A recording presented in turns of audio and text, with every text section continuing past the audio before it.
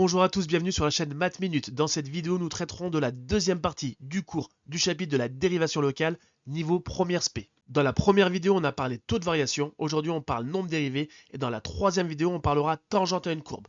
On est parti sur le nombre dérivé. On va commencer par introduire la notion de dérivabilité en un point, avec une fonction f définie sur un intervalle grand I, deux réels a qui appartient à I et h différent de 0. Montrer qu'une fonction est dérivable en un point, c'est une notion qui va être nouvelle pour nous. On va voir maintenant la méthode pour montrer que notre fonction f est dérivable en a. Pour cela, on va calculer le taux de variation de f entre a et a plus h. On se rappelle la vidéo précédente.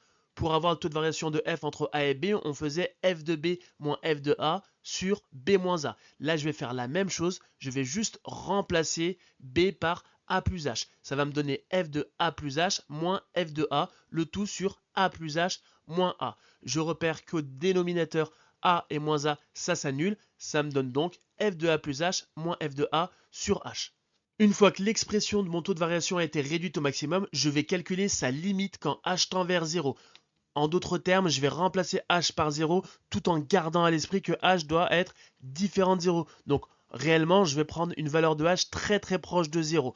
Et je vais calculer et je vais voir ce que ça me donne. Si la limite est finie, donc si la limite va me donner un réel, je vais pouvoir dire que ma fonction f est dérivable en a. Si je trouve autre chose qu'un réel, ma fonction f ne sera pas dérivable en a.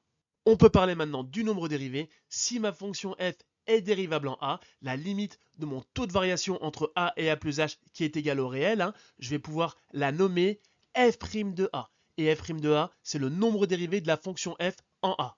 On va prendre un exemple pour bien comprendre comment on calcule le taux de variation d'une fonction f et comment on fait pour donner ce nombre dérivé. Allez, j'ai une fonction f de x qui est égale à x au carré, facteur de racine carrée de x avec x plus grand ou égal à 0. On me demande de montrer que la fonction f est dérivable en 0 et on me demande de donner son nombre dérivé en 0. Alors là, je vais commencer par calculer son taux de variation entre 0 et 0 plus h. Je vais reprendre la formule que je viens de voir, f de a plus h moins f de a sur h, en remplaçant a par 0. J'ai donc f de 0 plus h moins f de 0 sur h. Maintenant, je vais calculer et réduire mon taux de variation et pour cela, je vais déterminer f de 0 plus h et f de 0. Je commence par f de 0 plus h. Pour cela, je prends l'expression de ma fonction et je vais remplacer tous mes x par 0 plus h. Ça me donne 0 plus h au carré, facteur de racine carrée de 0 plus h. Ça, c'est égal à h au carré, facteur de racine carrée de h. Je ne peux pas aller plus loin. Ensuite, je calcule f de 0. De la même manière, je vais remplacer tous mes x, cette fois-ci par 0. Ça me fait 0 au carré, facteur de racine carrée de 0. Et c'est donc égal à 0.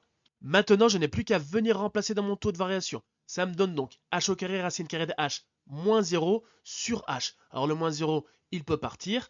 Ensuite, mon h au carré au numérateur, je vais l'écrire h fois h. Comme ça, je vais faire apparaître un h que je vais pouvoir simplifier avec le dénominateur. Je vois que le h en haut et le h en bas, je peux barrer, ça se simplifie. Et donc, mon taux de variation va être égal à h racine carrée de h. C'est la forme la plus réduite possible. Je n'ai plus qu'à calculer la limite de mon taux de variation quand h tend vers 0. Donc là, je vois assez rapidement que 0 fois 0, ça va me donner 0. Et je vais rappeler que une fonction f est dérivable en a si la limite de son taux de variation entre a et a plus h tend vers un réel. Et ici, 0, c'est un réel. Je vais donc pouvoir dire que la fonction f est dérivable en 0. Et je vais pouvoir répondre à la deuxième partie de ma question. Je peux dire que le nombre dérivé en 0 de ma fonction f est égal à 0. f' de 0, c'est 0. Avant de terminer, on va voir l'interprétation graphique de son nombre dérivé. Il va être très important de savoir ce que ce nombre dérivé représente graphiquement. J'ai tracé la courbe représentative d'une fonction f en noir. J'ai tracé sa tangente au point d'abscisse A. Je l'ai tracé en rouge. Je vais pouvoir dire que le nombre dérivé f' de a, c'est le coefficient directeur de la tangente à la courbe CF en A. Il faudra donc être capable, lorsque vous calculez le nombre dérivé d'une fonction f en un point, de dire que ça représente le coefficient directeur de la tangente à la courbe représentative de f en ce point-là. J'espère que la vidéo a été claire pour vous. Je vous invite maintenant à aller voir la troisième partie qui porte justement sur la tangente.